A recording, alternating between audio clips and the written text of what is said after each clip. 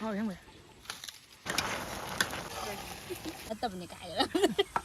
Hꯧzik Pangai Bazaar dagi pot lekhatlaga mafam se ching ani karate tareba.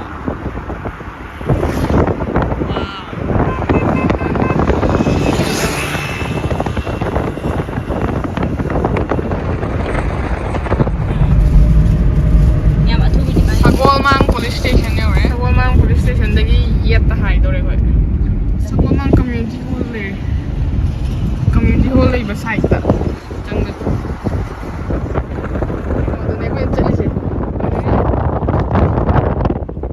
Mafam do yore mafam se Ukabi farm Uyumpok haraga mapta dum thokpane asigi Sagolmang police station dagi khatang tholaga community hall am leibane Sagolmang gi adom da far hajalaga chumdum thogalaga jujak mayam thaborani adu mafam do oiduga sona kanse hana to ba strawberry ke gas tharame hai ado loina lo sangre aduga sona kanda corn ke ka su laire atop atop su khamen gumba kai kam ma du kha thaba male adu chalaga yengna se khoi Kuyam yung swai dena saibo si chujak mayam se mayam lakpiraga adum hekcharaga khudna hekcharaga lo leijabasu yae aduga home delivery gi khudong chabasu lei home delivery do tang lei haage han heurse somna local chujak somna sweet corn ga baby corn ga nang pai ole ha ma ka mo pa ba tin zai how the zai ni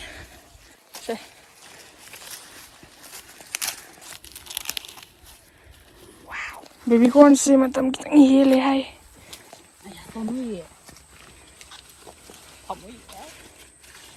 siang ang wai heka mi ko ma mi amale sai kayo mani nam ni mung na phen tha le mi se si de som da si da kari wali kari tawri ni yin jalim ne du noi lai ba da patana ta wa hak jing si ta khata du bu na ta ni ngai leite to si khata nam ni yeng ba da bu di phaja ba sari ba khusa ji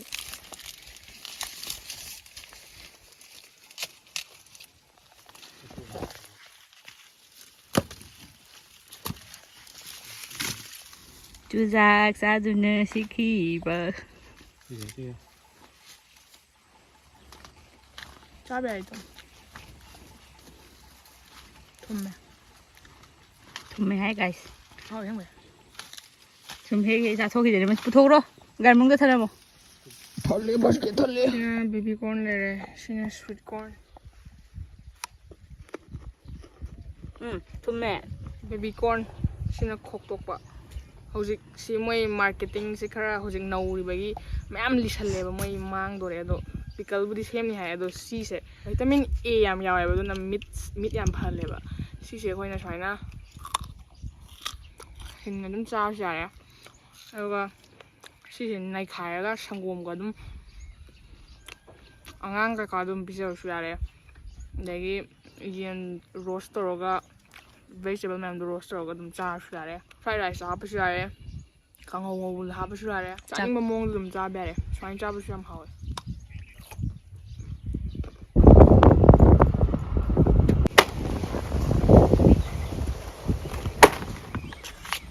akoi ukabi farm dagi kitang thogdoraga swai ge kai kawwe khangde sida tawdore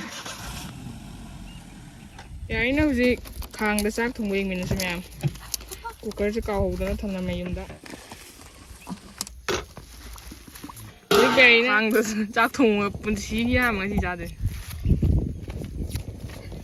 shopping board su kawam bagi wani da hello disane yar do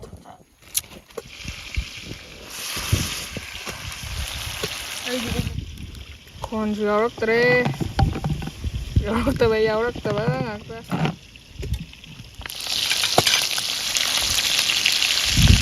soi jage dai bi doi ba sang ha ne ba thôi đấy thôi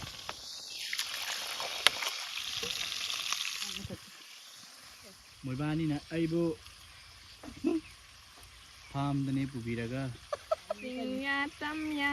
Kari karai chinya tamya no kamai thongno rom ta khangdi. Nuôi cái gì? Ai trộm nên xa lắm. Ali.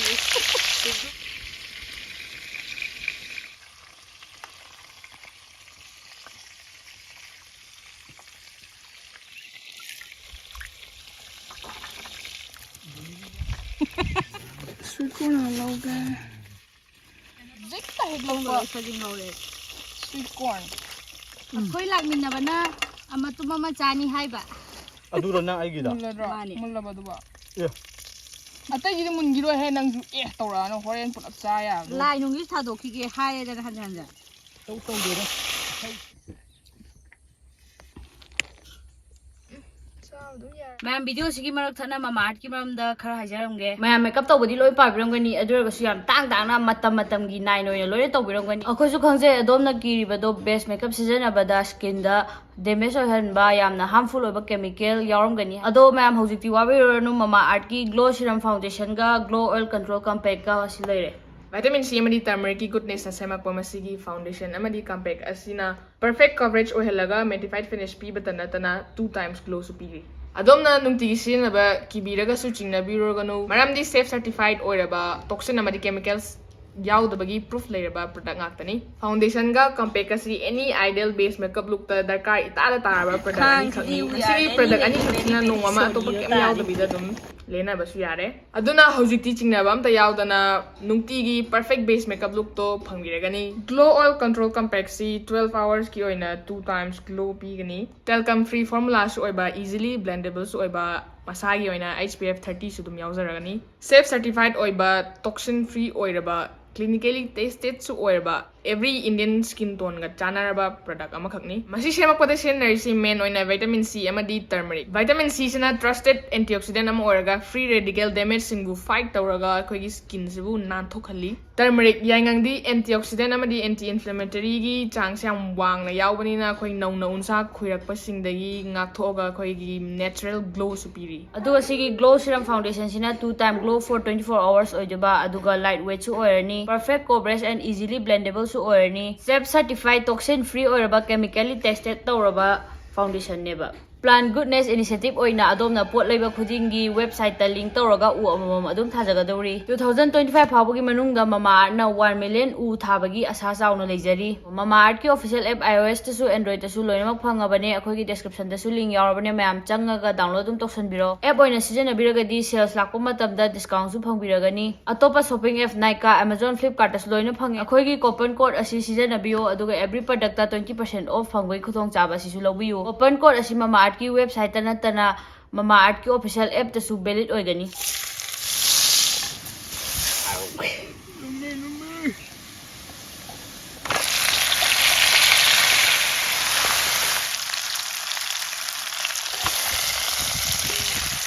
कि मनिंग दिने हम फिर ये ऐसी थबक से Sweetcorn half correct ये ना मैं तो इला खंगौ रे Hulen, asi po kamatay sila ko to. गले इसने हम Acha ba yung garta.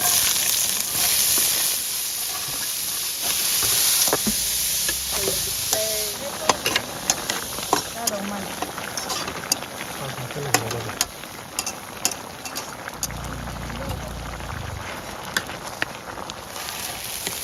Five-star fried rice in old sea. Ultra Ses. Tàu nó chưa một con cái này kia. Yaman dum. Nang ba? Nay happy to londe go to makundu. Cara 특수합니다요.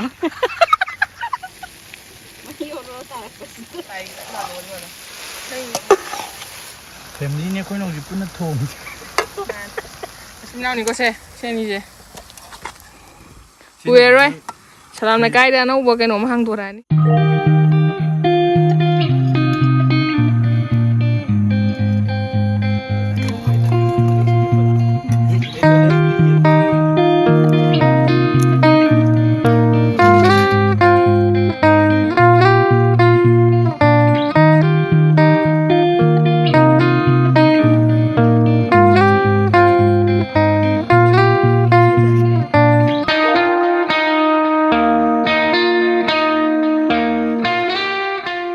ꯃꯔꯛꯇ ꯌꯦꯡꯕ ꯄꯨꯝꯅꯃꯛꯄꯨ ꯄꯨꯅꯝꯖꯔꯤ ngasi sweet corn ga baby corn ga ngasai farm dagi khudakta hekcharaga thongjabane sina fried rice holen na tobiba keno yauraga baby corn yauraga tobasina baby corn gi damakta tawjaba fried rice ne aduga sina chicken butter ga toraga sweet corn hapaga thongba recipe so mate mate hapchakhimne ado mayamna ukabi farm dagi sweet corn ga baby corn ga leibining batardi phone number ga instagram gi link ka su description da hapcharmage aduga moi home delivery su loim tawre adum paw phawdok piraga tawbira u tawra kano khoi laksage khochage harsu dum yarni khutna hega dum lawjarabasu yani address se sagolmang police station dagi khatang hajalaga purum khulena nama leibane adugi da oiduba ukabi farm da ado mayam mafam se yam phajai ado khitang saise mi club ki mi na yengjan bala ame ba ko do khoina video nambai ni na haijara khocharaga cha dore do mam dringai sida khoi si loi na ba cha ba ngambra yengjage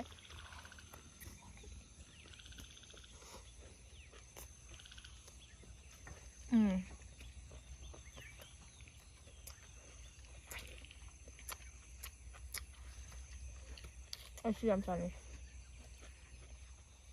la What? Wow.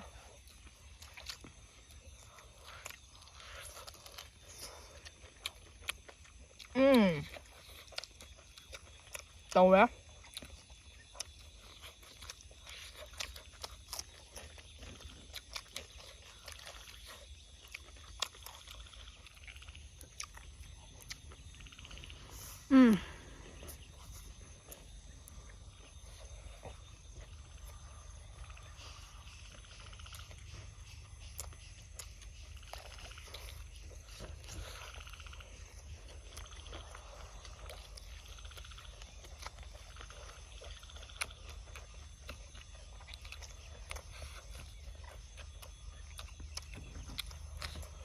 Alu Johnny.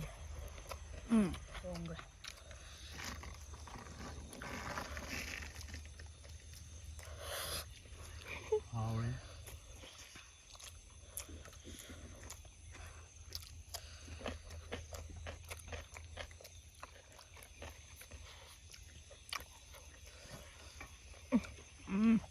Alright.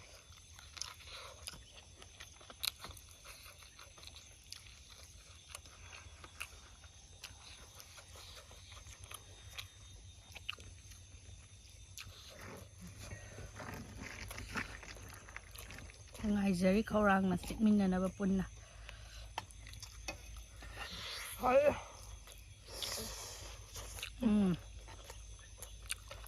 Đây mà nung lên mà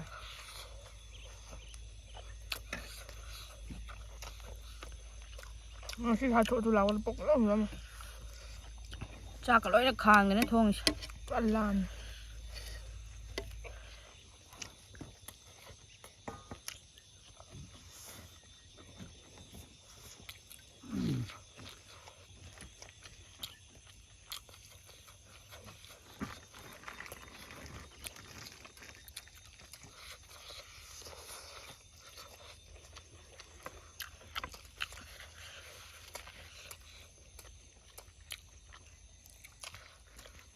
cậu riêng haro khủng mà còn trái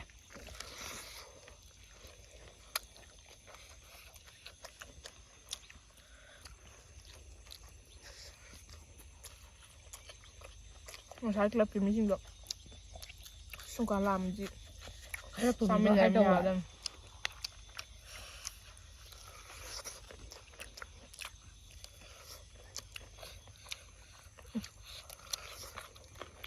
hậu đây Sweetcorn đẹp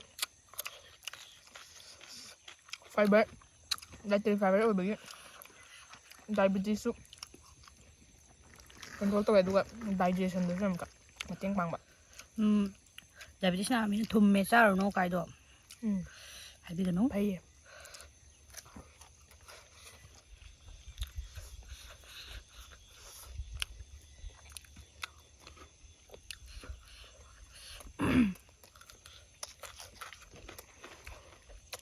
wow gầy thô quá cả. Bột thao là số sai số bột thao là làm đi ra cái nó Nông phục tổ ban được có thảo. ꯑꯩ ꯆꯪꯉꯨꯔꯦꯕꯀꯣ ꯑꯅꯤ ꯈꯨꯔꯥꯝꯗꯣ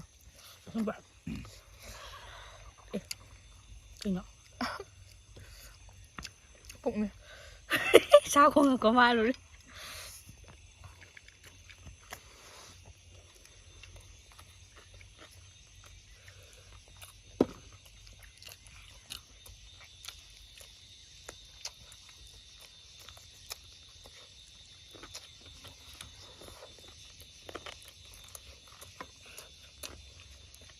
ꯅꯨꯡꯁꯤꯗ ꯃꯥꯅꯦ ꯉꯧꯕꯗ ꯍꯥꯞꯀꯗꯕꯅꯦ ꯃꯨꯟꯅꯕ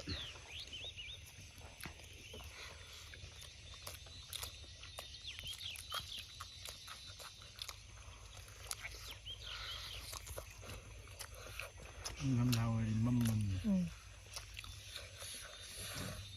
ꯈꯣꯡꯆꯠ ꯉꯧꯔꯦ ꯒꯥꯏꯁ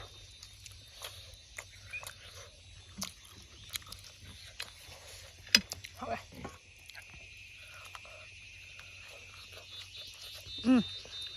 ꯃꯈꯣꯟꯁꯦ ꯌꯦꯔꯨꯝꯁꯦ ꯈꯥ ꯀꯥꯕꯗ ꯇꯧꯕꯗ ꯌꯦꯟ ꯃꯇꯨꯝ ꯃꯥꯟꯊꯣꯛꯈ꯭ꯔꯦꯉꯣ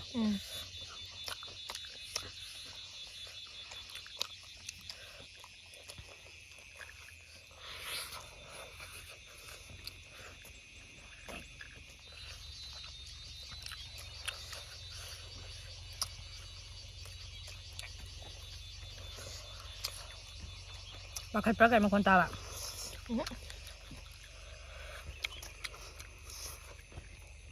ꯑꯝꯕꯤ ꯌꯥꯝ ꯂꯥꯞ ꯂꯩꯔꯝꯕ ꯁꯥꯏꯌꯦ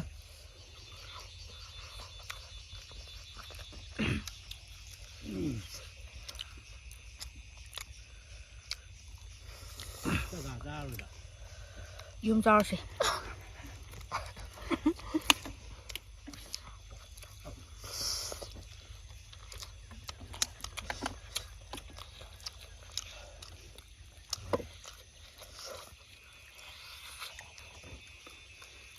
ꯀꯩꯅꯣ ꯃꯔꯝ ꯃꯣꯛꯄꯤ ꯍꯥꯏꯕ ꯏꯟꯗꯦ ꯂꯦꯞꯇꯦ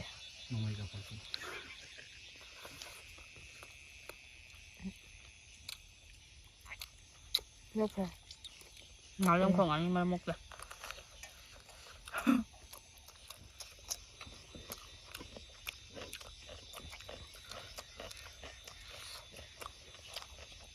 ꯑꯩꯒꯤꯁꯤꯅ ꯈꯔ ꯌꯥꯝꯅ ꯍꯥꯞꯄꯝꯕꯅꯦꯕꯀꯣ ꯑꯩꯅ ꯑꯩ ꯉꯁꯥꯏꯗꯩ ꯑꯩꯅ ꯌꯥꯝ ꯍꯥꯞꯄꯤꯁꯦ ꯑꯩꯉꯣꯟꯗ ꯑꯣꯏꯕ ꯖꯥꯔꯥꯅ ꯈꯜ ꯂꯩ ꯁꯨꯡꯂꯣꯏ ꯂꯣꯏꯗꯕꯤꯗ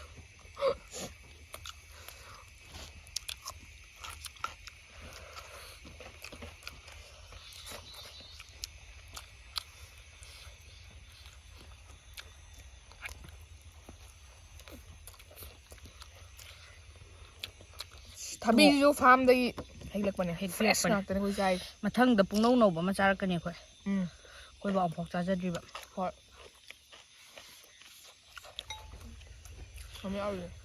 ꯍꯧꯖꯤꯛ ꯑꯩꯅ ꯂꯩꯔꯨꯕ ꯅꯨꯄꯥꯗꯣ ꯑꯩ ꯚꯤꯗꯤꯑꯣ ꯅꯝꯃꯦ ꯈꯪꯕꯒꯤꯅꯦ ꯌꯦꯟꯁꯦ ꯑꯩꯈꯣꯏ ꯂꯩꯐꯝ ꯅꯠꯇꯕꯩꯗ ꯂꯩꯔꯦꯕ ꯉꯁꯤꯁꯦ ꯎꯔꯤꯄꯣꯛꯇꯒꯤ ꯎꯔꯤꯄꯣꯛ ꯅꯠꯇꯦ ꯇꯦꯔꯥꯗꯒꯤꯅꯦ ꯁꯣꯔꯤ ꯑꯩ ꯂꯦꯛꯄ ꯅꯠꯇꯕ ꯑꯣꯏꯕꯩ ꯃꯥ ꯂꯦꯛꯄꯅꯦ ꯑꯗꯨꯒ ꯄꯤꯁꯁꯦ ꯚꯤꯗꯤꯑꯣ ꯅꯝꯃꯦ ꯈꯪꯕꯒꯤ ꯐꯖꯅ ꯀꯛꯄꯤꯔꯛꯑꯦ ꯊꯦꯡꯀ꯭ꯌꯨ ꯇꯥꯃꯣ ꯑꯩꯕꯨꯗꯤ ꯎꯅꯍꯧꯗ꯭ꯔꯦ ꯇꯥꯃꯣ ꯅꯠꯇꯦ ꯑꯩꯈꯣꯏ ꯂꯦꯡꯒꯥꯔꯒꯨꯝꯕ ꯑꯣꯏꯔꯝꯒꯅꯤ ꯁꯣꯔꯤ ꯑꯃꯨꯛꯀꯁꯨ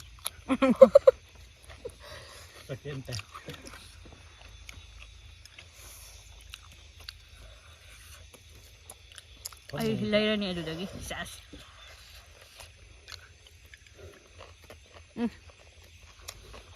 ꯀꯌꯥ ꯀꯥꯋꯥꯏꯅꯣ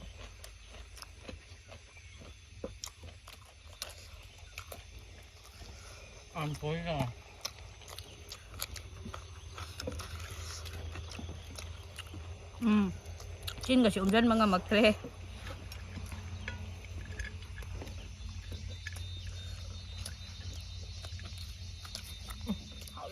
ꯈꯣꯠꯂꯤꯅꯦ ꯑꯩꯁꯨ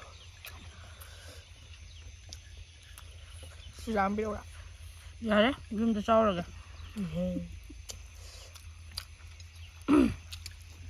ꯍꯥꯏꯗꯤ ꯍꯧꯖꯤꯛ ꯈꯔ ꯄꯣꯊꯥꯔꯒ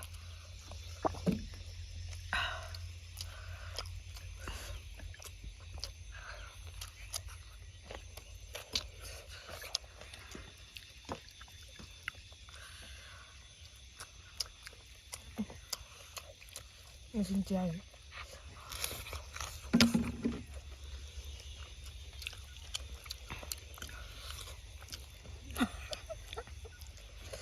Bài yeah.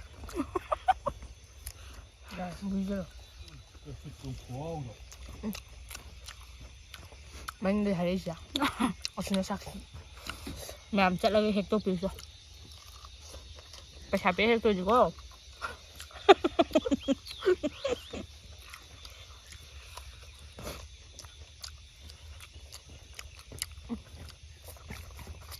Urum kulengi ukabi farm da chalaga mayamna khutna dum heaga apam pam khalaga heaga dum keji olalaga lok pasu yare aduga deliver to hon basu mo dum tawirani mayamna paw phone binaba gi jamma contact number su description da sa pa bane mamang da slo hapcha grace to anjar mage adum paw phone biro Urum kulen khangbi da ba yaugadi sakol mang gi hek mathang da pangai da gi straight da thawdarak ko ba. Alo, yam haure. Sweet corn ga baby corn ga se phulap chato kai mamam sa. Ngasi gi video se matang swai solution jarage. Ko video share yeng banu ba gadi Like tawbiramo aduga channel se support tawbibina subscribe tawdbi yaugadi tokshan biramo lo sela ko da mayam pun mo ko am ko sana prem gare. Taruk tare. Nusa di smain lebi. Pe ina kan lo sel ni aduna lo sel lagi. Chaba loraga chara report mayam do smaina khomaga phajana puthokro bottle du su to masru subsalaga loimak plastic mong hapsan ba bane aduga khoi ngasi ngan handaba yade haise mafam da laga mi ngoksana ba yawa haye adugi kuini leba roina club na kano torme lam cha thoba yang ngoksani bidino yam phatam do thokani Ahoy charam ba thongam ba do sidani ko loi lo selame smaina lo selaga chapi o haibni da video loire